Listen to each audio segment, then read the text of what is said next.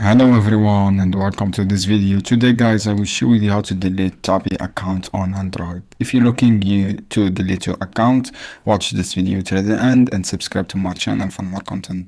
Once guys, go to profile icon and from here look for delete account option as you can see here, and then write your reason you want to delete your account.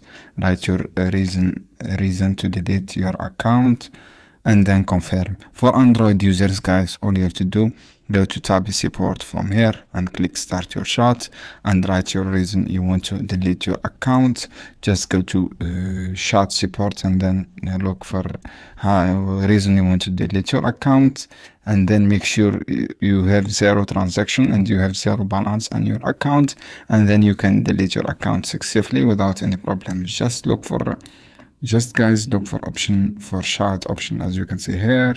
If you have any devices, contact your team support just like this and you get start chat, and then you will guide you how you can delete option in your account. This is how you can do guys. Thanks for watching this video. See you on another video soon. Any question guys, then any question down below in the comment and I will answer your question. This is setups guys, as you can see here. Open Tabby, select your profile icon and then select your delete option from here and write your reason you want to delete account and then confirm.